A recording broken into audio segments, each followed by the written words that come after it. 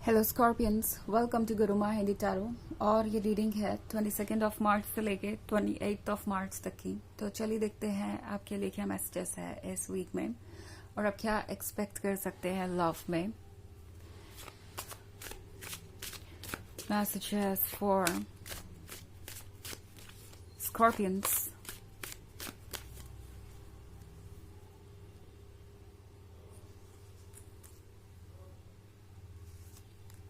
The Witch, King of Adams, Ace of Adams, the Holy King, and Two of Adams. Okay. So Ace of Adams है यहाँ पे। लगता है जैसे कि यहाँ पे कंप्लीट साइलेंस है। कोई जिद पे अड़ा हुआ है कि वो आपको अप्रोच नहीं करेगा, चाहे जो हो जाए, चाहे जितना भी उन्हें आपके बिना अकेलापन महसूस हो रहा हो, लॉस्ट महसूस हो रहा हो, कितना भी रेस्टलेस हो, वो आपको अप्रोच नहीं करेंगे। बिकॉज होली किंग का कार्ड है यहाँ पे, तो ऑब्वियसली ये पर्सन रेस्टलेस है।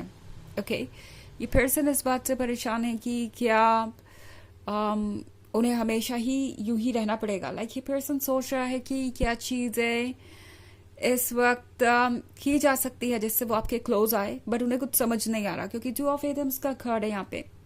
तो ये पर्सन अपने ही दिल और दिमाग के बीच में फंसा हुआ है एंड समझ नहीं पा रहा कि क्या करें। ये पर्सन इतना ज्यादा सीरियस है अपने ईगो को लेके कि वो अपने ईगो को साइड में रखकर सोच ही नहीं पा रहे। उन्हें बस यही लग रहा है कि अगर किसी को अप्रोच ही करना है किसी को, तो वो आप होंगे। स्कॉर्पियंस को ही उन्हें अप्रोच करना पड़ेगा, स्कॉर्पियंस को ही प्रॉब्लम सुलझानी पड़ेगी, बिकॉज गलती स्कॉर्पियंस की है। मतलब ये पर्सन अपनी गलती को भी मानने को तैयार नहीं है और दूसरी तरफ आपसे ही एक्सपेक्टेशन है कि आप ही उन्हें अप्रोच करें, आप ही चीजों को सॉल्व करें। ये पर्सन दरअसल ये फील कर रहा है कि अगर वो आपको अप्रोच करते हैं तो किसी न किसी तरीके से ये जाहिर हो जाएगा कि वो कितने ज्यादा परेशान है आपके अटेंशन के लिए, कितने ज्यादा डेस्परेट है, कितनी उनके अंदर बेचैनी है। और ये साइड वो आपको अपना शो नहीं करना चाहते। उन्हें लगता है कि ये साइड शो करने का मतलब है कि आप उन्हें फिर कभी भी कंट्रोल कर सकते हैं, या मे बी आप उन्हें मैनिपुलेट करेंगे, इस चीज को आप वीकनेस समझेंगे और शायद फ्यूचर में आप दोबारा कभी उन्हें अप्रोच ना करें। आप जितनी बार भी प्रॉब्लम्स क्रिएट होंगी, इशू क्रिएट होंगी, आप यही सोचेंगे कि वही आपको अप्रोच कर ले। सो ये पर्सन काफी नेगेटिव वे में सोच रहा है। किंग ऑफ एडम्स उन लोगों में से है जिसके बहुत सारे रूल्स हैं, प्रिंसिपल्स हैं, और उसको वो सेक्रीफाइस नहीं कर सकते चाहे जो भी हो, ऐसा वो फील कर रहे हैं। ऑब्वियसली इस पॉइंट पे ये पर्सन डेस्परेट है आपका अटेंशन पाने के लिए, बिकॉज आपके बिना ये जो इनका वर्ल्ड है ये बिल्कुल डार्क है, कोई सनशाइन नहीं है, कोल्ड है, और ये पर्सन अकेला सा महसूस कर रहा है। But at the same time बिल्कुल भी अप्रोच नहीं करना चाहता आपको, बिकॉज उन्हें लगता है कि अप्रोच करने का मतलब है कि वो अपनी सेल्फ रिस्पेक्ट गवा देंगे या कुछ ऐसा कर देंगे जो उन्हें नहीं करना चाहिए। द विच के कार्ड के साथ इस पर्सन को लग रहा है जैसे कि आप अपने आसपास एक बाउंड्री बनाकर खड़े हैं, आप उन्हें अलाउ नहीं करेंगे अपने लाइफ में। ये पर्सन ऐसा इसलिए सोच रहा है बिकॉज इनके मन में रिजेक्शन का डर है।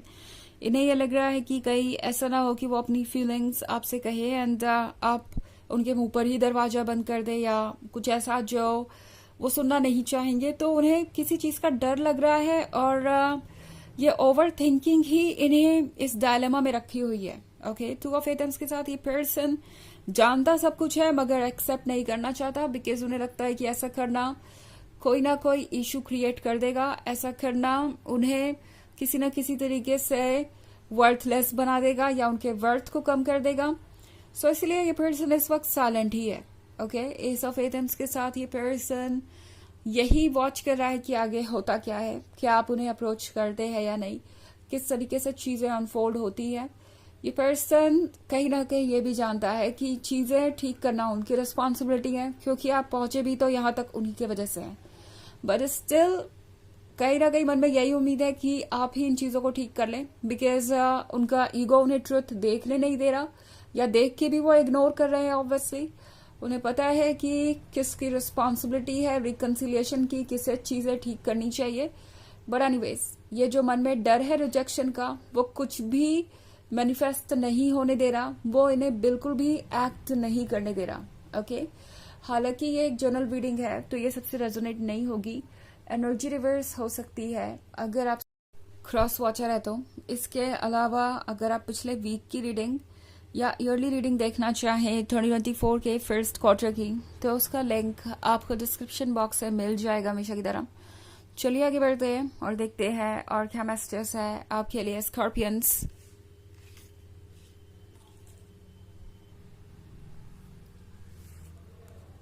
King of wands, the lady and the lord, the high priestess, Three of Adams, and Knight of Wands. Okay. So हमारे पास है the lady and the lord. The lady and the Lord का मतलब है कि ये पर्सन आपसे deepest level पे connected feel कर रहा है। ओके, मतलब इस पर्सन को लगता है कि ये कनेक्शन सिर्फ आपको जानने तक ही सीमित नहीं है, सिर्फ फिजिकल वर्ल्ड, आउटर वर्ल्ड तक ही सीमित नहीं है, कुछ सोल लेवल पे भी है, जैसे कि आपकी सोल्स ही एक दूसरे को पहचानती हो। और ये पर्सन ये फील कर रहा है कि वो चाहे जितनी दूरी बनाने की कोशिश करे, ये पॉसिबल नहीं हो पाएगा। ऑल्सो इस पर्सन को ये भी फील हो रहा है जैसे इसमें कुछ मैजिकल है, बिकॉज द हाई प्रीस्टेस का कार्ड भी है यहाँ पे। सो इस पर्सन को लग रहा है जैसे कि ये उनकी डेस्टिनी है, इससे वो भाग नहीं सकते, भागना चाहते भी नहीं है, बट इनका ईगो इन्हें यहाँ पे रोके हुए है, आगे बढ़ने नहीं दे रहा आपकी तरफ।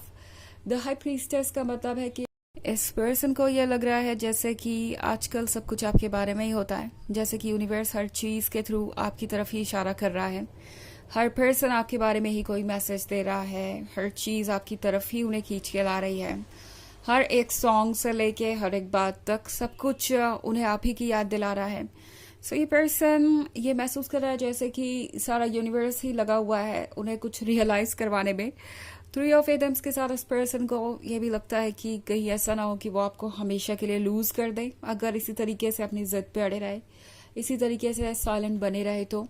बट देन अगेन इस पर्सन को लगता है कि उन्हें ये रिस्क लेना चाहिए। ये पर्सन अभी भी इस चीज को इतनी सीरियसली नहीं ले रहा है कि अगर वो आपको लूज करते हैं तो उसके बाद उनका जीवन कैसा होता है, उनको ऐसा प्यार मिलता है या नहीं मिलता है।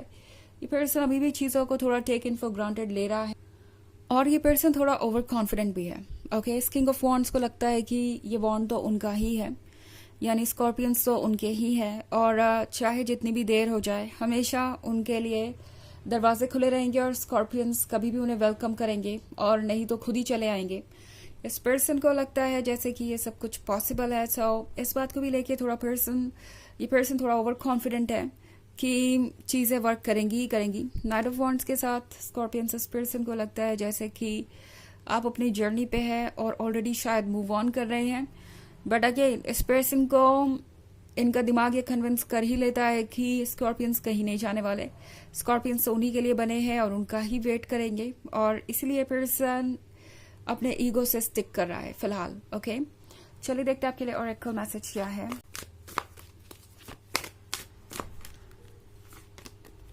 Almoria,